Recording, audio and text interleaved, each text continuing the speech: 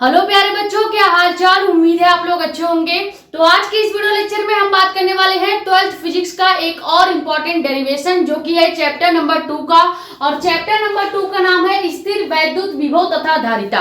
इस चैप्टर का आज हम लेक्चर नंबर 3 लेने वाले हैं, जिसमें एक इम्पोर्टेंट डेरिवेशन डिस्कस करेंगे, जिस डेरिवेशन का नाम क्या है, वैद्युत द्विध्रुव के कारण अच्छी स्थिति में वैद्युत विभव का व्यंजक प्राप्त करना। इंग्लिश में इसको कहते हैं expression for electric potential due to electric dipole at an axial point. यानी किसी भी अच्छी स्थिति में एक्सियल पॉइंट में आपको क्या करना है, इलेक्ट्रिक डाइपोल के कारण यानी कि वैद्युत द्विध्रुव के कारण इलेक्ट्रिक पोटेंशियल ज्ञात करना है, वैद्युत विभव निकालना है। सेम डेरिवेशन चैप्टर 1 में कराया गया था, बस वहां पे हम क्या निकाल रहे थे, वैद्युत क्षेत्र की तीव्रता यानी कि इलेक्ट्रिक इंटेंसिटी निकाल रहे थे। ठीक है, यहाँ पे आपको क्या करना है, इलेक्ट्रिक पोटेंशियल निकालना है। यानी कि चैप्टर नंबर 1 में जब हमने ये डेरिवेशन करवाया था तो वहां पे हम कैपिटल ई का मान निकाल रहे थे, और यहाँ पे सेम वही डेरिवेशन, पूरा नाम भी देखो आप सेम है, बस यहाँ पे वैद्युत विभव लास्ट में लिख गया है। ठीक है, वहां पे हम क्या करते थे, वैद्युत द्विध्रुव के कारण अच्छी स्थिति में वैद्युत क्षेत्र की तीव्रता निकालते थे चैप्टर 1 में, जो कि ये डेरिवेशन है। इस डेरिवेशन को पहले देख लीजिए, तब आपको क्लियर हो जाएगा कि पहले चैप्टर 1 वाले डेरिवेशन में और चैप्टर 2 वाले डेरिवेशन में क्या डिफरेंस है। ऐसे क्या होगा कि जब आपको बोर्ड एग्जाम में दोनों में से कोई भी डेरिवेशन अगर पूछा जाएगा तो आप दोनों में से दोनों ही डेरिवेशन बड़े आराम से कर सकते हैं, चाहे वो वैद्युत क्षेत्र की तीव्रता से रिलेटेड पूछ ले या अच्छी स्थिति पर वैद्युत विभव निकलवा ले, आप दोनों डेरिवेशन आराम से कर पाओगे। ये लेक्चर नंबर 5 है चैप्टर 1 का। प्लेलिस्ट में आपको देखने को मिल जाएगा। प्लेलिस्ट का नाम है क्लास 12 फिजिक्स 2027 के नाम से नई प्लेलिस्ट हमने बना दी है। वहां से जाके पहले चैप्टर 1 का लेक्चर नंबर 5 देख लीजिए। इससे फायदा ये होगा कि आपको पहली बात तो वैद्युत क्षेत्र की तीव्रता वाला डेरिवेशन क्लियर हो जाएगा, और दूसरी बात उसी से रिलेटेड वैद्युत विभव का जो ये डेरिवेशन आज हम करवाने वाले हैं पूरा देखेंगे, स्टेप वाइज वही पूरे स्टेप्स को फॉलो किया जाएगा। बस वहां पे वैद्युत क्षेत्र की तीव्रता का फॉर्मूला लगा के हम डेरिवेशन कर रहे थे, यहाँ पे वैद्युत विभव V का फॉर्मूला लगा के डेरिवेशन किया जाएगा। क्लियर है? टॉपिक को स्टार्ट करते हैं, लेकिन उससे पहले अगर आप चैनल पर नए हो तो चैनल को सब्सक्राइब कर दो, ताकि ऐसी ही इंफॉर्मेटिव और इम्पोर्टेंट वीडियोस आपके पास आती रहे। ज्यादा से ज्यादा वीडियो कर दो शेयर, ताकि और भी लोग जुड़ जाए। बाकी अपने कमेंट्स से डाउट आप यहाँ पे या हमारा इंस्टाग्राम आईडी भी है मेडिको एस्पिरेंट साक्षी मिश्रा के नाम से, वहां पे भी अपने डाउट्स पूछ सकते हैं। ठीक है, बाकी एक वीडियो हमने आपको दिया है जो कि है फिजिक्स के पूरे बुक का फॉर्मूला। ठीक है, ये इसलिए दिया गया है ताकि आप जब भी किसी भी चैप्टर का न्यूमेरिकल लगाने बैठे और आपसे न्यूमेरिकल नहीं बन रहा है तो न्यूमेरिकल लगाने से पहले आपको क्या करना है, जैसे अगर आप चैप्टर 1 का न्यूमेरिकल लगाने जा रहे हो तो आपको चैप्टर 1 के जितने भी फॉर्मूले हैं पहले वो रिवाइज कर लेना है उनके यूनिट्स के साथ। उसके बाद फिर आपको न्यूमेरिकल लगाना है। ठीक है, तब आपसे न्यूमेरिकल बनने लगेंगे।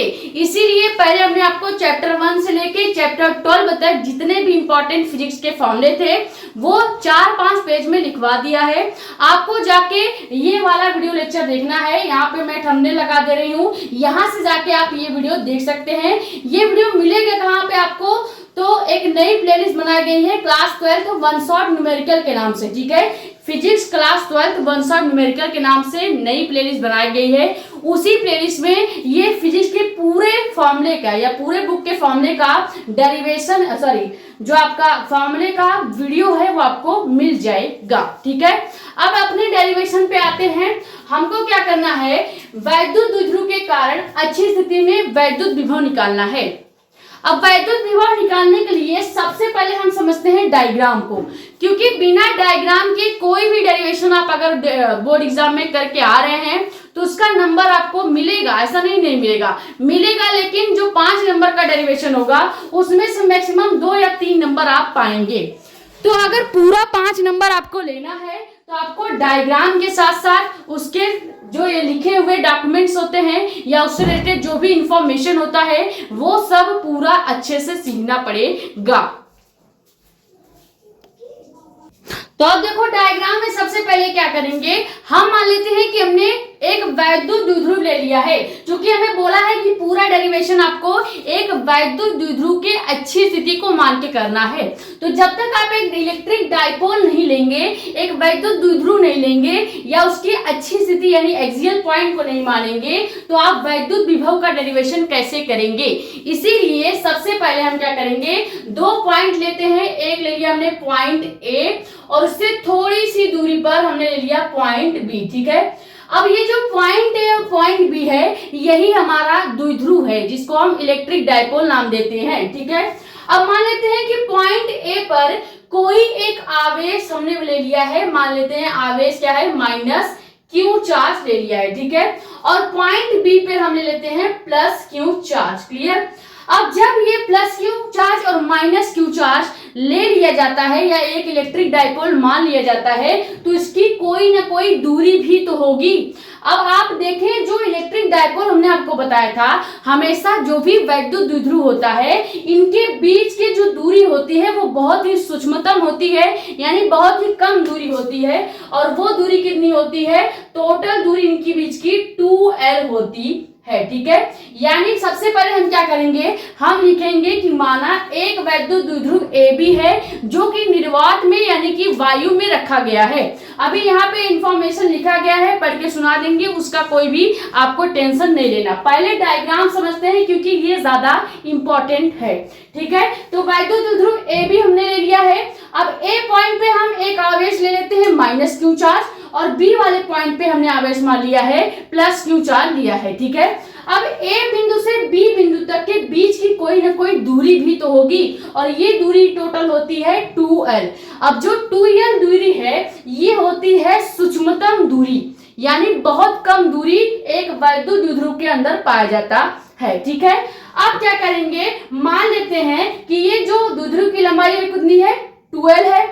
अब इसके आगे हम ले लेंगे क्या, इसी वैद्युत द्विध्रुव A के बीच, A और B के बीच हम कोई बिंदु O मान लेते हैं। ठीक है, मान लेते हैं कि जो ये वैद्युत द्विध्रुव A और B है, इसके बीच में कोई पॉइंट O है। ठीक है, कोई बिंदु O है। अब यहाँ से O से लेके B तक की जो दूरी होगी वो कितनी हो जाएगी, L हो जाएगी। कितनी हो जाएगी, L हो जाएगी। कैसे होगी, अब देखो 2L है, तो इसका मतलब ये 2L से मिलके बना है। ठीक है, तो एक L क्या हो जाएगा, बिंदु O से लेके B तक की जो दूरी होगी वो एक L हो जाएगी, और दूसरा वाला जो L होगा वो पॉइंट A और O के बीच की दूरी हो जाएगी। यहां तक क्लियर हुआ या नहीं। कुछ नहीं हमने किया है, बस दो बिंदु लिए हैं, दोनों बिंदु पर अलग अलग आवेश ले लिए हैं, दोनों की टोटल दूरी 2L है, तो यानी आधी और आधी दूरी कितनी हो जाएगी, L हो जाएगी। तो पॉइंट O से B की दूरी हमने L ले ली है, और पॉइंट A से O की जो दूरी होगी ये भी हमने L ले लिया है। ठीक है, अब मान लेते हैं कि इसी बिंदु O से R दूरी पर, इसी बिंदु O से R दूरी पर एक बिंदु क्या है, P है। ठीक है, एक बिंदु क्या है, P है, जो इस द्विध्रुव A और B के अच्छी स्थिति पर स्थित है, यानी कि A और B के अच्छी रेखा पर स्थित एक बिंदु P है, जो कि कितने दूरी पे है, तो बिंदु O से R दूरी पर ये पॉइंट P मिल रहा है, और इसी P बिंदु पर हमको क्या करना है, वैद्युत विभव V का मान ज्ञात करना है। ये इतना ही डायग्राम है, इससे ज्यादा डायग्राम में आपको कुछ बनाने की जरूरत नहीं है। ठीक है, अब डायग्राम समझ में आ गया। जो जो चीजें डायग्राम में हमने बनाई है वही यहाँ इंफॉर्मेशन में आपको लिखना होता है। तो सबसे पहले लिखेंगे क्या, लिखेंगे कि माना एक वैद्युत द्विध्रुव A और B निर्वात में रखा गया है। निर्वात का मतलब होता है कि हमने ये जो इलेक्ट्रिक डाइपोल लिया है ये वायु में यानी एयर में रखा है, और जब भी कोई भी डाइपोल एयर में रखा जाता है तो उसका परावैद्युतांक K का मान हमेशा 1 होता है, इसको याद रखिएगा। वैसे यहाँ पे K के मान का हमें कोई यूज नहीं लगने वाला है, बस केवल आपके जानकारी के लिए हमने बता दिया है। ठीक है, आगे क्या लिखेंगे, ये जो डाइपोल है इस पे क्रमशः माइनस क्यू तथा प्लस क्यू आवेश से मिलकर बना है, यानी जो ये इलेक्ट्रिक डाइपोल A और B है ये माइनस क्यू और प्लस क्यू चार्ज। ठीक है। तो ये जो इलेक्ट्रिक डायपोल है किससे बनेगा, माइनस चार्ज और प्लस चार्ज से मिलकर बनेगा। आगे क्या लिखेंगे कि ये जो पूरा डायपोल है ए और बी, इस पूरे डायपोल की जो लंबाई है वो कितनी ली है हमने, 2L ली है। तो यही चीज आगे लिख देंगे कि द्विध्रुव की लंबाई जो है वो कितनी है, टोटल लंबाई 2L ली गई है। ठीक है। अब आगे क्या लिखेंगे कि माना द्विध्रुव ए और बी के मध्य बिंदु से, ये जो इलेक्ट्रिक डायपोल ए और बी है इसके मध्य बिंदु O से R दूरी पर हमने क्या किया है, पॉइंट O से R दूरी पर एक बिंदु P मान लिया है और कहा है कि ये जो पॉइंट P है ये इस A और B के अच्छी स्थिति में है, यानी A और B के समान लाइन में ही प्रेजेंट है। तो इसी पॉइंट P पर हमको क्या करना है, इसी वैद्युत द्विध्रुव के अच्छी स्थिति में एक बिंदु P हमने माना है और यहीं पर हमें वैद्युत विभव यानी कि इलेक्ट्रिक पोटेंशियल ज्ञात करना है। समझ में आ गया। डायग्राम हमने आपको डिटेल में बता दिया, उससे रिलेटेड क्या इंफॉर्मेशन आपको बोर्ड एग्जाम की कॉपी में लिखना पड़ेगा ये भी हमने आपको बता दिया है।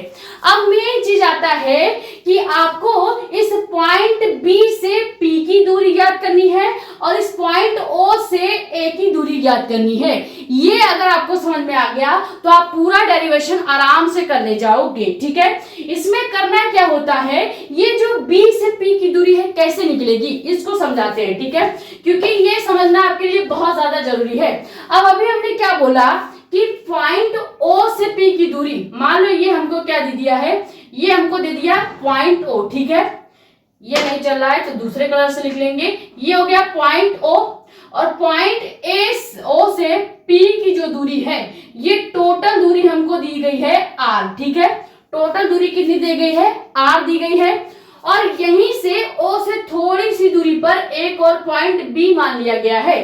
ठीक है, अब हमको बोला गया है कि O से B की दूरी कितनी है, L है और O से P की दूरी कितनी है, R है। यानी हमको निकालना क्या है, पॉइंट B से P के बीच की दूरी ज्ञात करनी है। और ये दूरी कैसे निकलेगी, ये दूरी आप निकाल सकते हैं पूरी दूरी R में से आधी दूरी L को घटा के। देखो O से P की पूरी दूरी कितनी है, R है। अगर हम O से B की आधी दूरी जो L है, यानी R में से अगर हम L को घटा दें तो क्या पॉइंट B से P की दूरी R माइनस L हो जाएगी। समझ में आ गया कैसे निकाला जाएगा।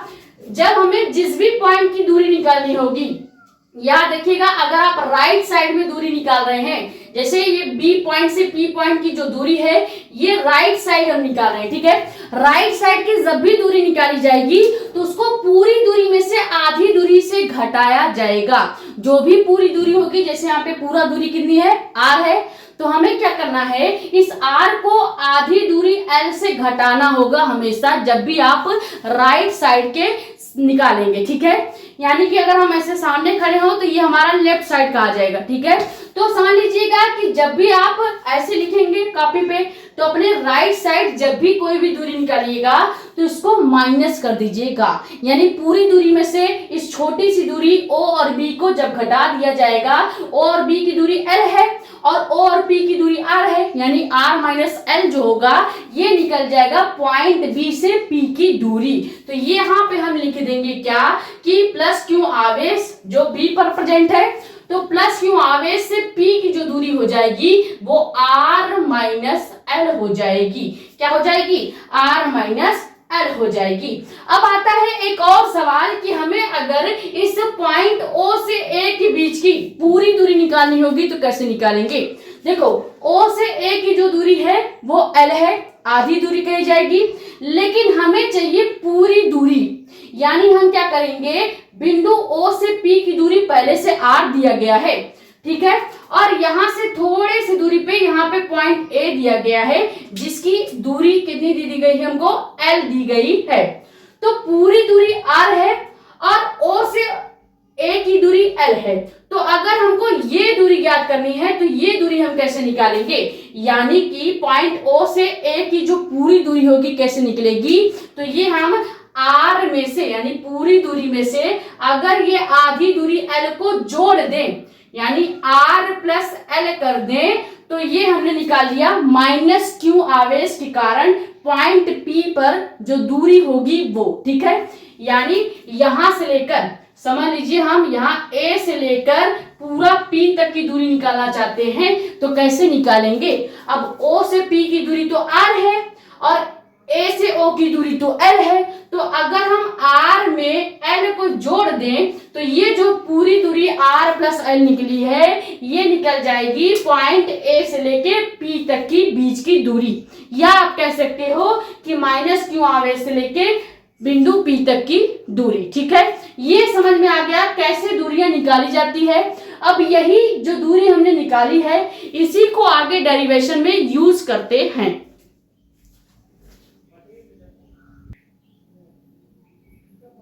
तो अब डेरिवेशन में क्या करेंगे, हम सबसे पहले लिखेंगे कि प्लस क्यू चार्ज से इस पॉइंट P की जो दूरी है वो, तो लिखेंगे क्या कि प्लस क्यू आवेश के कारण, प्लस क्यू आवेश के कारण बिंदु P पर या पॉइंट P पर या P की दूरी, ठीक है, P की दूरी। तो ये दूरी अभी हमने निकाला है R माइनस L, तो यहां पे लिख देंगे R माइनस L, ठीक है। अब सेम इसी तरह हमको लिखना पड़ेगा इस माइनस Q से पॉइंट P तक की दूरी। तो माइनस Q से पॉइंट P तक की दूरी हमने कितनी निकाली है? R प्लस L निकाला है। अभी निकाल के आपको बताया है कि जो पूरी दूरी R थी, अगर इसमें से हम L को जोड़ देंगे तो ये माइनस Q आवेश यानी कि पॉइंट A से P तक की दूरी निकल जाएगी। तो अब लिखेंगे क्या कि माइनस Q आवेश से, माइनस Q आवेश के कारण बिंदु P की दूरी, बिंदु P की दूरी। तो माइनस Q चार्ज के कारण बिंदु P की दूरी कितनी निकाली गई है? तो ये निकाली गई है R प्लस L। क्लियर? सीधे सीधे याद रख लीजिएगा, अगर आप माइनस Q के कारण दूरी लिखेंगे तो इसको हमेशा R प्लस L लिखिएगा। आवेश अगर माइनस है तो दूरी प्लस में आएगी, क्लियर। वहीं पे अगर आवेश यानी कि चार्ज प्लस में है तो दूरी हमेशा माइनस में आएगी। ये क्लियर हो गया। जैसे ही आप दोनों आवेशों के कारण पॉइंट P पर लगने वाली दूरियों को निकाल लेंगे, तब आप क्या करेंगे, इस प्लस Q के कारण और माइनस Q के कारण विभव को निकालेंगे। और विभव निकालने के लिए आपको बिंदु आवेश के कारण वैद्युत विभव का जो फॉर्मूला बताया गया था वो फॉर्मूला आना चाहिए। तो उस फॉर्मूले को लगाएंगे और सबसे पहले इस प्लस Q आवेश के कारण विभव निकालेंगे और फिर हम माइनस Q आवेश के कारण भी विभव निकालेंगे। जब दोनों विभव का दो इक्वेशन बन जाएगा तो दोनों इक्वेशन को हम मिलाकर या कंबाइन करके परिणामी विभव निकाल लेते हैं। यहाँ पे आपको कहने से समझ में नहीं आएगा, धीरे धीरे डेरिवेशन करते हैं तो आपको ज्यादा क्लियर होगा। ये दूरियां निकालनी आपको आ गई है। अब हम क्या लिखेंगे, अब हम लिखेंगे कि प्लस Q आवेश के कारण विभव। तो अगली हेडिंग डालिएगा प्लस Q आवेश के कारण विभव। तो मान लीजिए प्लस Q आवेश के कारण जो हम विभव निकाल रहे हैं इसको मान लेते हैं V1 है, ठीक है, V1 निकाल रहे हैं, कैपिटल V1 निकालेंगे। तो आपको विभव का फॉर्मूला आना चाहिए। विभव का जो बिंदु आवेश के कारण विभव का हमने फॉर्मूला निकाला था वो फॉर्मूला क्या था? फॉर्मूला था V = 1/4 pi epsilon not Q upon R। ये फॉर्मूला अगर आपको याद होगा तो ही आप आगे का डेरिवेशन कर पाएंगे। अब ये हो गया बिंदु आवेश के कारण यानी किसी पॉइंट चार्ज के कारण लगने वाला विभव का नॉर्मल फॉर्मूला। अब इसी फॉर्मूले को अगर हम पहले प्लस Q आवेश के कारण विभव के लिए निकालेंगे तो जो V है उसको हम कह देंगे कि V1 हो जाएगा। यानी यहाँ पे V है तो यहाँ पे V1 लिख लेंगे = 1/4 पाई एप्सिलॉन नॉट वैसे रहेगा, Q आपका वैसे ही रहेगा। अब यहाँ फॉर्मूले में R दिया गया है। R का मतलब क्या है कि आपको प्लस Q आवेश के कारण जो बिंदु P पर दूरी निकाली गई है वो दूरी यहाँ पे रखनी है। तो अभी हमने इसीलिए सबसे पहले दूरी ही निकाला था। दूरी क्यों निकाला गया था? ताकि हम विभव वाले फॉर्मूले में दूरी को रख सकें। अब आपको समझ में आ गया होगा कि प्लस Q आवेश के कारण और माइनस Q आवेश के कारण दूरी क्यों निकलवाई जा रही है। क्योंकि आगे के फॉर्मूले में ये सब यूज होने वाला है। डेरिवेशन में यही तो होता है, जो पहले यूज होने वाले हो गए उसको हम पहले निकाल लेते हैं, फिर फॉर्मूले में रखते हैं। क्लियर? तो यहाँ पे जो आर हम नीचे लिखेंगे, तो अगर हम प्लस क्यू आवेश के कारण विभव निकाल रहे हैं तो यानी कि हमको दूरी भी प्लस क्यू आवेश के कारण पॉइंट पी पर जो दूरी आई है उसी को लेना पड़ेगा। तो मान लीजिए प्लस क्यू आवेश के कारण दूरी हमने कितने निकाल दी थी? दूरी हमने निकाली थी r माइनस एल। ठीक है, तो पूरा फॉर्मूला सेम लिखा है, बस v की जगह हमने v1 कर दिया है और दूरी r फॉर्मूले में था विभव के, तो यहाँ r फॉर्मूले में हमने प्लस क्यू आवेश के कारण विभव निकाला है, तो प्लस क्यू आवेश वाला ही यहाँ पे दूरी लिखी जाएगी। क्लियर हो गया? ये हम मान लेते हैं इक्वेशन नंबर फर्स्ट हमने निकाल दिया है। सेम इसी तरह आप अगली हेडिंग क्या डालेंगे? माइनस क्यू आवेश के कारण विभव, और उसको नाम देंगे V2। ठीक है, तो निकालते हैं। यहाँ पे लिखेंगे क्या? माइनस क्यू आवेश के कारण विभव, आवेश के कारण विभव। तो जब माइनस क्यू आवेश के कारण आप विभव निकालेंगे तो इसको समझ लीजिए कि हम इस बार V2 निकाल रहे हैं। और V2 कैसे निकलेगा? यही फॉर्मूला लगेगा, V equal to 1/4 pi epsilon not Q upon R का ही फॉर्मूला लगेगा। तो यहाँ पे क्या हो जाएगा? V2 equal to 1/4 pi epsilon not हो जाएगा। Q आपका वैसे ही रहेगा। R की जगह अब की बार आपको क्या लेना है? R की जगह अब की बार आपको R प्लस L लेना है। क्यों? क्योंकि हम निकाल रहे हैं माइनस क्यू आवेश के कारण विभव। तो माइनस क्यू आवेश के कारण विभव की बीच की जो दूरी थी हमने क्या निकाली थी? वो हमने निकाला था R प्लस L। तो यहाँ पे R के जगह हम ले लेंगे R प्लस L। क्लियर हो गया? ये बन जाएगा इक्वेशन नंबर 2। तो सबसे पहले यहाँ तक स्क्रीनशॉट कीजिए। जब प्लस क्यू आवेश के कारण विभव हमने निकाला क्या? V1 equal to 1/4 pi epsilon not Q upon R minus L। ये हो गया समीकरण 1। फिर हमने निकाला माइनस क्यू आवेश के कारण विभव, जिसको हमने V2 नाम दिया। फॉर्मूला सेम रहेगा, बस यहाँ पे V की जगह V2 लिख देंगे।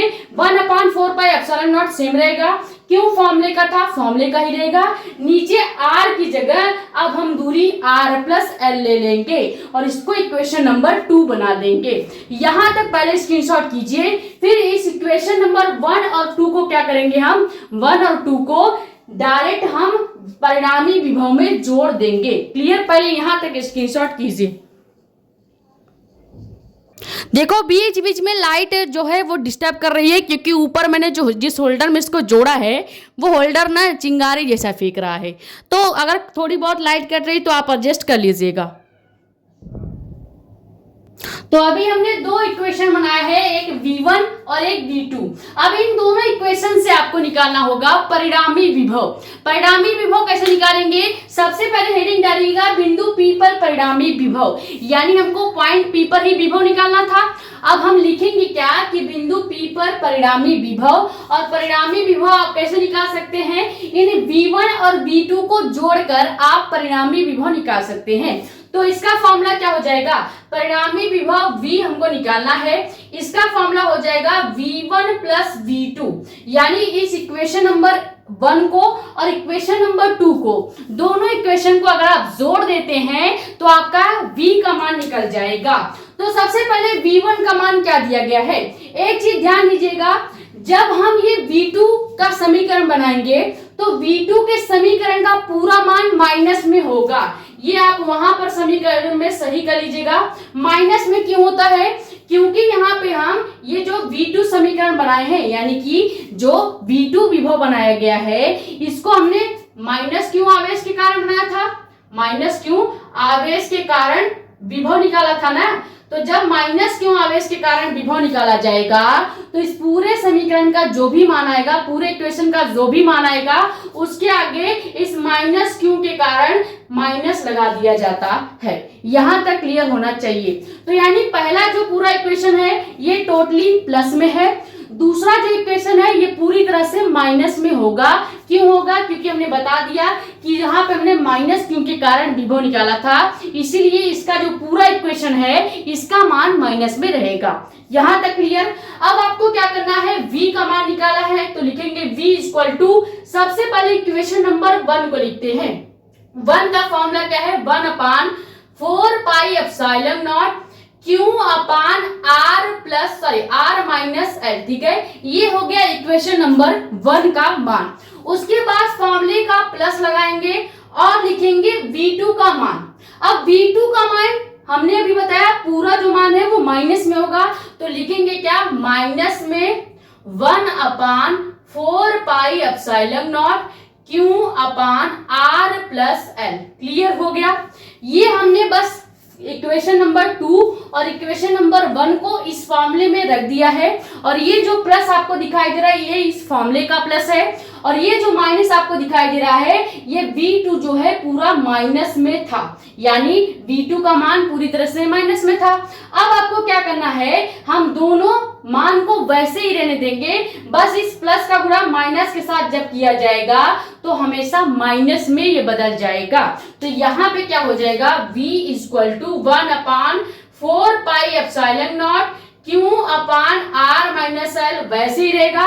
अब जब प्लस का गुणा माइनस के साथ करते हैं तो ये माइनस में चेंज हो जाएगा, और यहाँ पे 1/4 pi epsilon not Q upon R plus L बिल्कुल वैसे ही रहेगा। यानी अभी तक कोई इक्वेशन हमने सॉल्व नहीं किया है, बस केवल इस प्लस का गुणा माइनस में किया है ताकि आपको ये पता चले कि यहाँ पे माइनस कैसे हो जाता है। यहां तक समझ में आ गया। अब आपको क्या करना है, इस इक्वेशन में जो चीज कॉमन दिख रही है उसको बाहर ले लेंगे। जैसे यहाँ पे हमको Q और 4 पाई एप्सिलॉन नॉट ज्यादा दिख रहा है, दोनों साइड दिख रहा है। ठीक है, यानी कि V1 समीकरण में भी Q दिख रहा है और 4 पाई एप्सिलॉन नॉट दिख रहा है, और V2 के समीकरण में भी Q और 4 पाई एप्सिलॉन नॉट दिख रहा है। तो हम क्या करेंगे, इस वाले समीकरण से Q और 4 पाई एप्सिलॉन नॉट को और इस वाले समीकरण से भी Q upon 4 pi epsilon not को बाहर ले लेंगे। तो यहाँ पे इक्वेशन क्या बन जाएगा, इक्वेशन बन जाएगा V = जब हम यहाँ से बाहर लेंगे तो याद रखिएगा यहाँ का इक्वेशन बन जाएगा V = Q upon 4 pi epsilon not को हमने बाहर ले लिया। उसके बाद ब्रैकेट में केवल हमारे पास बच जाएगा 1/r माइनस एल। ठीक है, और यहाँ फॉर्मूला में जो माइनस था वो माइनस तो रहेगा ही।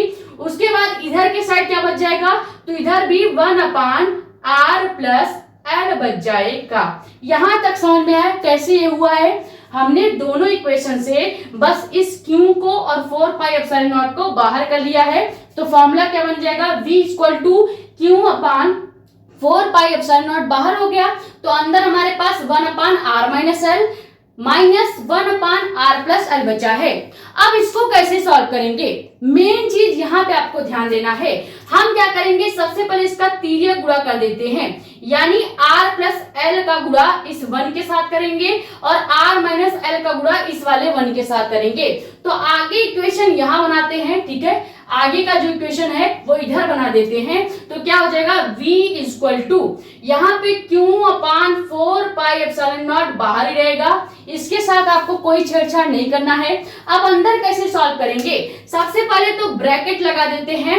अब देखो जब हम r प्लस एल का गुणा 1 से करते हैं तो क्या r प्लस एल पूरी तरह से इधर आ जाएगा, बिल्कुल वैसे ही इधर आके लिख सकते हैं। ठीक है, उसके बाद फॉर्मूले का हम माइनस लगा देंगे। क्लियर, उसके बाद ये r माइनस एल का गुणा अगर हम इस वाले 1 से कर दें तो क्या यहाँ पे भी r माइनस एल पूरी तरह से आ जाएगा, और ये जो माइनस है इसको हम बीच में लिख देते हैं। ठीक है, ये माइनस यहाँ पे फॉर्मूले का ही है, यहाँ पे हमने कोई अलग से माइनस नहीं लिखा है। अब नीचे का कैसे सॉल्व करेंगे, नीचे हम अभी वैसे ही रहने देंगे। ठीक है, नीचे हम क्या करेंगे, या फिर एक काम कर सकते हैं, ये जो r माइनस एल है और ये जो r प्लस एल है, क्या ये आपको क्लास 8 का एक समीकरण याद दिला रहा है, a² माइनस b² का फॉर्मूला। ध्यान से देखिएगा, यहाँ पे हम लिख सकते हैं क्या, a² माइनस b² क्या होता है, एक कोष्टक में a माइनस b और दूसरे कोष्टक में क्या होता था, a प्लस b होता था। तो ये समीकरण अगर हम यहाँ पे अप्लाई करें, नीचे वाले को सॉल्व करने में अगर हम a² माइनस b² का समीकरण लगाएं या फॉर्मूला लगाएं तो क्या है, यहाँ पे आपको जो r माइनस एल दिख रहा है ये हम मान सकते हैं कि a माइनस बी की तरह है। a माइनस बी की तरह दिख रहा है। वहीं पे ये जो r प्लस एल दिख रहा है, क्या ये आपको a प्लस बी के जैसा दिख रहा है या नहीं? तो जब एक कोष्टक में a माइनस बी, एक कोष्टक में a प्लस दिया हो, b दिया हो, तो हम सीधे सीधे फॉर्मूला लगा देंगे a square minus B square का। इसका मतलब क्या होगा कि जो r है इसको हम मान लेते हैं a और जो l है इसको हम मान लेते हैं b। तो इस पूरे की जगह हम सीधे सीधे लिख सकते हैं r का स्क्वायर माइनस b का स्क्वायर। तो नीचे हो जाएगा r का स्क्वायर माइनस b का स्क्वायर। ये हमने सॉल्व कर दिया है। अगर आपका सवाल है या अगर आप अभी भी कंफ्यूजन में है कि r square minus B square कैसे लिखा गया है, sorry r square minus L square कैसे लिखा गया है, तो यहाँ पे एक फॉर्मूला क्लास 8 में आपने पढ़ा होगा ए स्क्वायर माइनस बी स्क्वायर का, जिसका सीधा फॉर्मूला होता है ए माइनस बी इंटू ए माइनस बी इंटू ए प्लस बी। अब ये आर माइनस एल जो है इसको हमने मान लिया है कि ये ए माइनस बी की जैसा दिख रहा है, ठीक है। वहीं पे आर प्लस एल जो है हम मान लेते हैं कि ये ए प्लस बी के जैसा दिख रहा है। तो अगर हम चाहें तो यहाँ पे क्या इन दोनों की जगह ए स्क्वायर माइनस बी स्क्वायर लिख सकते थे। तो हमने मान लिया जो ए है वो आर है और बी जो है वो एल है, यानी कि इस पूरे की जगह हम सॉल्व करने जो चाहेंगे तो एलसीएम लेने की बजाय हम फॉर्मूला लगा के यहाँ पे R square minus L square लिख सकते हैं, ठीक है। अब इसको कैसे सॉल्व करेंगे? अब यहाँ पे आपको कंफ्यूजन होगा कि ये r plus L minus R minus L को कैसे सॉल्व किया जाए।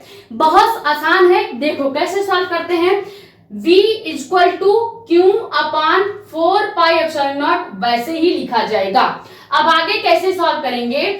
सबसे पहले ये जो माइनस की इधर जो भी आपको कैलकुलेशन करने के लिए दिया गया होगा, जैसे माइनस की इधर r प्लस एल दिया गया है तो इसको एग्जैक्ट आपको लिख लेना है, r प्लस आप वैसे ही यहाँ पे लिख लेंगे। क्लियर? इसका कैलकुलेशन नहीं करना होगा, क्यों? क्योंकि हमें इस माइनस का गुणा अंदर करना है। इसके पहले जो भी लिखा है उसको डायरेक्ट आप लिख सकते हैं। तो अब यहाँ पे ये जो माइनस है अगर हम इसका गुणा प्लस r के साथ करेंगे तो क्या हो जाएगा? अगर हम माइनस का गुणा प्लस r के साथ करेंगे तो ये आपका माइनस r में चेंज हो जाएगा। किसमें चेंज हो जाएगा? माइनस r में बदल जाएगा। फिर अगर इसी माइनस का गुणा हम माइनस l के साथ कर दें तो क्या माइनस माइनस का गुणा करने पर प्लस हो जाता है। तो यानी जो ये माइनस l है जैसे ही ये l से गुणा करेगा यहाँ पे प्लस l में चेंज हो जाएगा। बस इतना ही कैलकुलेशन था ऊपर, ठीक है। बाकी नीचे आपको सेम वही रखना है, R square minus L square, ठीक है। ये हो गया कैलकुलेशन, कुछ नहीं करना था। माइनस के पहले जो भी लिखा होगा आर प्लस एल या आर माइनस एल उसको आप एग्जैक्ट लिख लेंगे।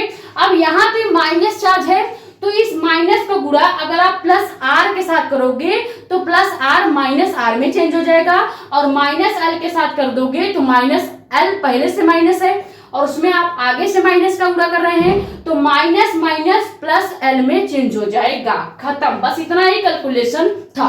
अब आपको क्या करना है, देखना है कि इस समीकरण में क्या चीजें हैं जो कट सकती हैं।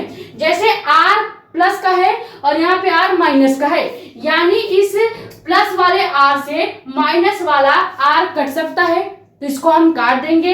आगे क्या करेंगे? आगे हमारे पास v equal to Q upon 4 pi epsilon not वैसे ही रहेगा। ब्रैकेट में हमारे पास केवल बच जाएगा क्या?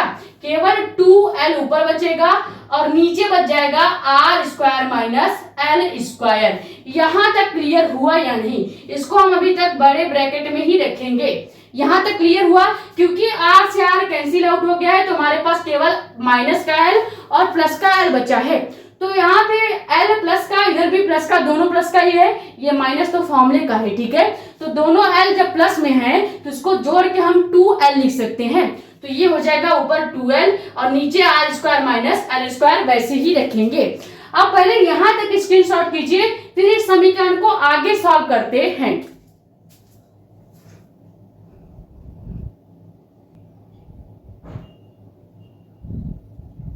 तो देखो हमारा समीकरण क्या था, v equal to Q upon 4 pi epsilon not, बड़े ब्रैकेट में 2l upon r square minus L square आया था। अब इसको कैसे सॉल्व करेंगे?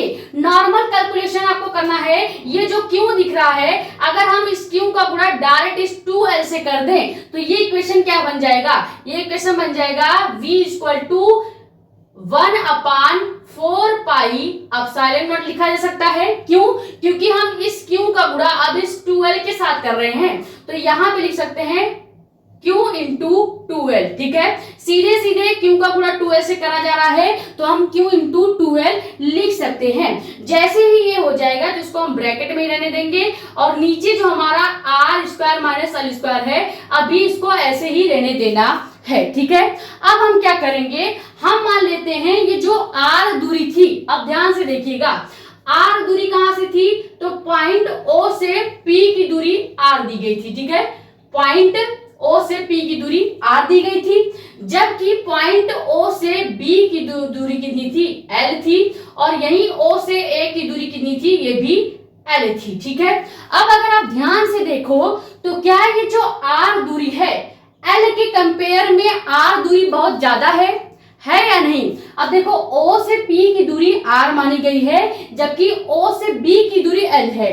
तो अगर देखा जाए तो r दूरी ज्यादा है और l दूरी कम है, तो हम क्या मान लेते हैं? हम मान लेते हैं कि यदि जो l है, ठीक है, यदि जो l है इसको हम बहुत छोटा मान ले, किसके कंपेयर में? r की तुलना में।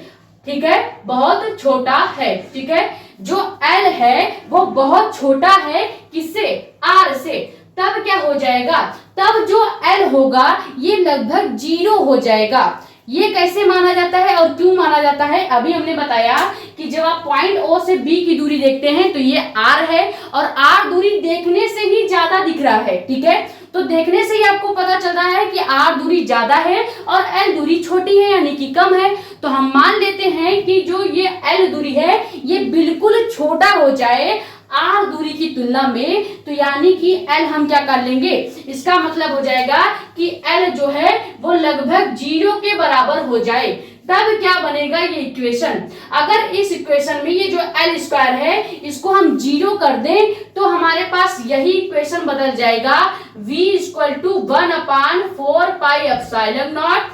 यहाँ पे Q इंटू 2l वैसे ही रखते हैं अभी। ठीक है, नीचे जो r square minus l square है, l यहाँ पे 0 हो जाएगा, तो r स्क्वायर माइनस 0 लिख सकते हैं। क्यों 0 होगा? क्योंकि अभी हमने बताया कि जो l है वो r के कंपैरिजन में बहुत ज्यादा छोटा है, यानी कि हम l को 0 रख देंगे। तो अब ये जो इक्वेशन बना है, यहाँ पे अगर हम इसको सॉल्व करेंगे तो क्या होगा? इसको सॉल्व करेंगे, अब आपको पता होना चाहिए कि वैद्युत द्विध्रुव आघूर्ण यानी P इक्वल टू फॉर्मूला होता है Q इंटू 2l। ठीक है, चूंकि P इक्वल टू फॉर्मूला क्या होता है? Q इंटू 2l होता है। तो अगर इस इक्वेशन में हम जहां पे Q इंटू 2l लिखा है उसकी जगह P लिख सकते हैं या नहीं? क्योंकि वैद्युत द्विध्रुव आघूर्ण का फॉर्मूला होता है P equal to Q into 2l। तो जहां पे Q इंटू 2l है इसकी जगह अब हम P लिख देंगे, तो मेन फॉर्मूला जो बन के आ जाएगा वो बन के आ जाएगा V equal to 1/4 pi epsilon not P upon r square. यहां तक क्लियर हो गया? यही आपका वैद्युत द्विध्रुव के कारण अच्छी स्थिति में वैद्युत विभव का फॉर्मूला हो जाएगा। ठीक है, इसको डायरेक्ट आपको याद रखना है क्योंकि इस फॉर्मूले पे कई सारे न्यूमेरिकल बनते हैं। ठीक है, फॉर्मूला कैसे आया है एक बार थोड़ा सा समझा देते हैं। देखो, जब हम इसको यहां तक डेरिवेशन में निकाल लिए थे, यानी v equal to Q upon 4 pi epsilon not 2l upon r square minus l square आया है, तो सीधे सीधे कोई नॉर्मल बच्चा इसका कैलकुलेशन कैसे करेगा? पहले इस Q का गुणा 2l के साथ कर देगा, तो हमने भी वही किया, Q का गुणा 2l के साथ कर दिया। तो जब Q का गुणा 2l के साथ हो जाएगा तो यहाँ पे 1/4 पाई एप्सिलॉन नॉट बच जाएगा, और नीचे r square minus l square वैसे ही रहेगा। अब हम एक केस मानते हैं कि जो ये r दूरी है ये बिल्कुल 0 कर दिया जाए। तो जब r दूरी को 0 कर दिया जाएगा तो अभी 1/4 पाई एप्सिलॉन नॉट वैसे ही रखेंगे, q इंटू 12 को भी वैसे रखेंगे, नीचे आर स्क्वायर को भी वैसे रखना है, बस एल स्क्वायर को हमने 0 किया है। ठीक है, जब एल स्क्वायर पूरी तरह से 0 हो जाएगा तो यहाँ पे हम जानते हैं कि वैद्युत द्विध्रुव आघूर्ण P का फॉर्मूला होता है q इंटू 12। यहाँ तक क्लियर है? तो अगर हम इस q इंटू 12 की जगह P लिखेंगे तब भी फॉर्मूला गलत नहीं होगा, तो हम इसके जगह P लिख देंगे और आर स्क्वायर हमारा केवल नीचे बच रहा था तो नीचे आर स्क्वायर लिख दिया जाएगा। अब ये जो फॉर्मूला बना है V equal to 1/4πε0 P upon r square, यही आपका वैद्युत द्विध्रुव के कारण अच्छी स्थिति में विभव का मेन फॉर्मूला होता है। अब अगर आपको जानना है कि ये P क्या है तो लिख लीजिएगा, P होता है वैद्युत द्विध्रुव आघूर्ण। ठीक है, वैद्युत द्विध्रुव आघूर्ण को कहा जाता है, द्विध्रुव आघूर्ण को कहा जाता है, जबकि 1/4πε0 एक नियतांक होता है और इस 1/4πε0 का एक वैल्यू होता है 9×10⁹ इसकी जगह लिखा जाता है। ये न्यूमेरिकल में आपके यूज में आएगा इसलिए बता रहे हैं। ठीक है, बाकी ये जो V है तो इसको आप कह सकते हो वैद्युत द्विध्रुव के कारण अच्छी स्थिति में विभव को रिप्रेजेंट कर रहा है। क्लियर? तो ये हो गया प्रॉपर डेरिवेशन। मैंने पूरी कोशिश की है कि कम समय में आपको ज्यादा डिटेल में चीजें समझाई जाए। ठीक है, तो ये डेरिवेशन आपको समझ में आ गया होगा। बोर्ड एग्जाम में ये डेरिवेशन 5 नंबर का पूछा जाता है।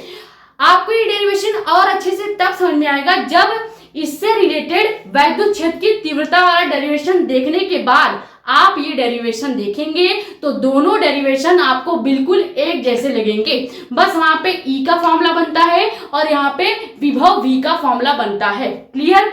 तो आई होप ये वीडियो लेक्चर आपके लिए हेल्पफुल रहा होगा। अगर वीडियो पसंद आई है तो वीडियो को लाइक कर दो, नए हो तो चैनल को सब्सक्राइब कर दो ताकि ऐसी ही इंफॉर्मेटिव और इम्पोर्टेंट वीडियोस आपके पास आती रहे।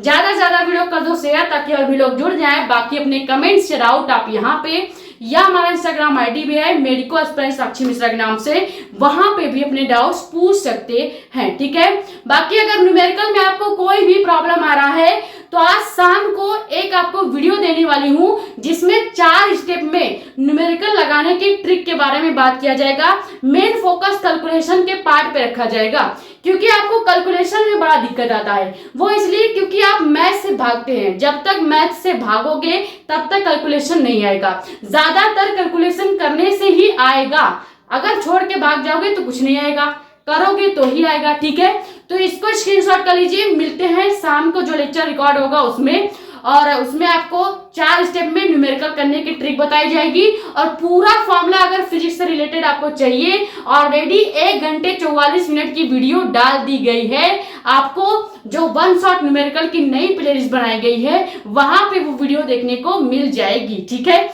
स्क्रीनशॉट कर लीजिए। मिलते हैं नेक्स्ट वीडियो में। Thank you so much.